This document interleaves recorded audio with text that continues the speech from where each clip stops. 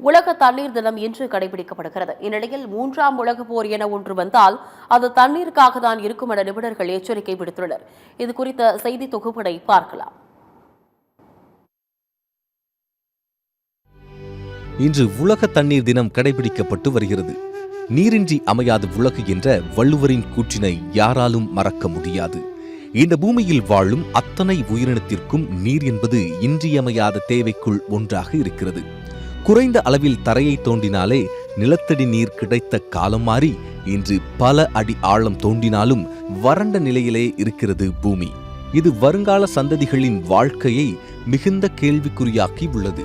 இதனை அறிந்த உலக நாடுகள் இணைந்து தண்ணீரின் முக்கியத்துவத்தை உணர்த்தும் வகையில் ஒவ்வொரு ஆண்டும் தண்ணீர் தினத்தை கடைபிடித்து வருகின்றனர். அதிகரித்து வரும் தொழிற்சாலைகள், இயற்கை வளங்கள் சுரண்டல், தண்ணீருக்கான பயன்பாடு அதிகரித்தல் போன்றவைதான் இந்த காலகட்டத்தில் தண்ணீர் தட்டுப்பாடு ஏற்பட முக்கிய காரணமாக இருக்கிறது. சில நாடுகள் முன்கூட்டியே மாற்று ஏற்பாடாக கடல் நீரை சுத்திகரித்து பயன்படுத்தும் முறையை விரைவாகவே துவங்கிவிட்டனர். மேலும் வெப்பநிலை, பருவநிலை மாற்றம், காடுகளின் பரப்பளவு குறைத்தல், மணல் கொள்ளை, சாயப்பட்டறை கழிவுகள் ஆறுகளில் கலப்பது போன்ற பல்வேறு காரணங்களால் நிலத்தடி நீர் வெகுவாக குறைந்து வருகிறது.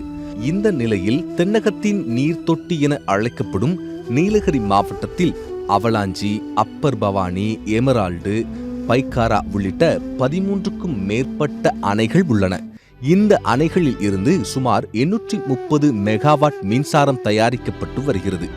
நீலகிரி மாவட்டத்தில் ஆண்டுதோறும் வடகிழக்கு மற்றும் தென்கிழக்கு பருவமழையின் போது இந்த அணைகள் முழுவதும் நிரம்பி அப்பர் பவானி கெத்தை வழியாக ஈரோடு மாவட்டம் பவானிசாகர் அணைக்கு செல்கிறது.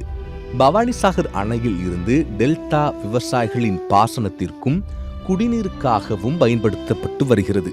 இந்த நிலையில் நீலகிரி மாவட்டத்தின் சதுப்பு நிலங்களையும் அணைகளையும் ஆறு மற்றும் நீரோடைகளை பாதுகாக்க தமிழக அரசு நடவடிக்கை எடுக்க வேண்டும் என இயற்கை ஆர்வலர்கள் கோரிக்கை விடுத்துள்ளனர். உலகளாவிய நிலையில இயற்கை வளங்கள் வேகமாக குறைந்து வந்துட்டு இருக்கு. உணவு தேவை, மக்களுடைய உணவு தேவையும் அதிக அளவுல இருந்ததுனால தண்ணீர் இல்லாம எதுவுமே நடக்க முடியாது அப்படின்னு, நீரின்றி அமையாத உலகு என்ற வள்ளுவரனுடைய பொருளுக்கேற்ப இந்த தண்ணீரினுடைய தேவை இன்னைக்கு மிகப்பெரிய அளவுல இருக்கு. குறிப்பா நீலகிரி மாவட்டம் அப்படிங்கிறது தென்னகத்தினுடைய தண்ணீர் தொட்டி அப்படின்னு சொல்லுவாங்க. இது நீலகிரி உயிர்ச்சூழல் காப்பகத்தில் இருக்கக்கூடிய புல்வெளிகளும் சோலைக்காடுகளும் இந்த மழை காலங்கள்ல தென்மேற்கு பருவமழை காலங்களிலையும் அடுத்த வடமேற்கு பருவமழை காலங்களையும் பாத்தீங்கன்னா பெரிய அளவுல இருக்கக்கூடிய இந்த மழை பெய்யக்கூடியது எல்லாமே சேமிச்சு பெரிய அளவுல ஆறுகளா இங்க கொடுத்துட்டு இருக்கு.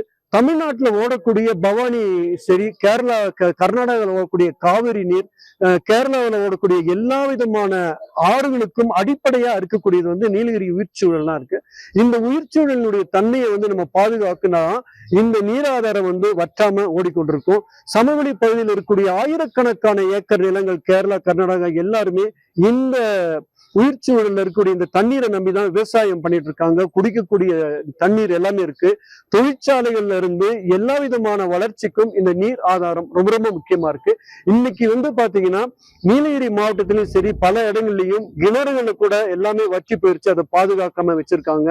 சிறு சிறு ஓடைகள் எல்லாமே சாக்கடை தண்ணியும் டிரைனேஜ் வாட்டரும் ஓடக்கூடிய நிலையில இருக்கு. குடிநீரா ஓடிக்கொண்டு இருக்கக்கூடிய எல்லா பகுதியிலுமே பாத்தீங்கன்னா இன்னைக்கு குப்பையா மாறிட்டு இருக்கு. சோ இது பொதுமக்களும் அரசாங்கமும் இந்த அவசரமான ஒரு நிலையை கருத்தில் கொண்டு அவசர நடவடிக்கையும் சட்டங்களும் நிச்சயமா நீராதாரங்களை பாதுகாக்கிறது கொண்டு வந்தா மட்டும்தான் எதிர்கால சந்ததிகளுக்கு குடிப்பதற்கான தண்ணீர் இருக்கும். 3ஆம் உலகப் போர் என ஒன்று வந்தால் அது தண்ணீருக்காகத்தான் இருக்கும் என நிபுணர்கள் எச்சரித்து வரும் நிலையில் தண்ணீரை மிகச் சிக்கனமாக செலவழிக்க வேண்டும். அப்போதுதான் எதிர்கால சந்ததியினருக்கு தண்ணீர் இருக்கும் என இயற்கை ஆர்வலர்கள் தெரிவிக்கின்றனர். நீலகிரி மாவட்டத்தை பொறுத்தளவில் முன்பு சதுப்பு நிலங்கள் அதிகமாக இருந்தன. இந்த சதுப்பு நிலங்கள் மழை மற்றும் இயற்கை தண்ணீரை பாதுகாக்க வேண்டிய ஒன்றாக இருக்கிறது. இந்த சதுப்பு நிலங்களை பாதுகாத்தால்தான் நாம் நிலத்தடி நீரை பாதுகாக்க முடியும். இன்றைக்கு உலகளாவிய அளவிலே இன்னொரு போர் வரும் என்று சொன்னால் அது தண்ணீர் என்றுதான், தண்ணீரை குறித்து தான் சண்டை வரும் என்று கூறிக்கொண்டிருக்கிறார் 3ஆம் உலக போர். ஆகவே நாம் வரும் தலைமுறைக்கு ஒரு தூய தண்ணீரை பாதுகாக்க கொடுக்க வேண்டியது நம்முடைய கடமை. ஆனால் இன்றைக்கு மிகப்பெரிய அளவிலே இந்த தண்ணீர் என்பது ஒரு அச்சுறுத்தலாக மக்கள் மாற்றிக் கொண்டிருக்கிறார்கள். ஆகவே தண்ணீரை பாதுகாக்க வேண்டியது மிக மிக மிக அவசியம். பெரும்பாலும் சொல்ல வேண்டும் என ஆறுகள், ஏரிகள், குளங்கள் இவையெல்லாம் சாயக்கழிவால் நாசமாய் கொண்டிருக்கின்றன. இந்த மாசானது மண்ணையும் நாசப்படுத்தி கொண்டிருக்கிறது. ஆகவே தண்ணீரை நாம் உயிரை போல பாதுகாக்கப்பட வேண்டும் என்பதை நாம் இந்த நாளிலே உறுதி எடுத்துக்கொள்வோம் என்று கூறுகிறோம். உலக தண்ணீர் தினமான இன்று தண்ணீரை சிக்கனமாக பயன்படுத்துவோம், சதுப்பு நிலங்கள் மற்றும் நீர்நிலைகளை பாதுகாப்போம் என உறுதிமொழி ஏற்போம். சத்தியம் செய்திகளுக்காக நீலகிரி மாவட்ட செய்தியாளர் ஸ்காட்டுடன் சத்தியம் செய்திக்குழு.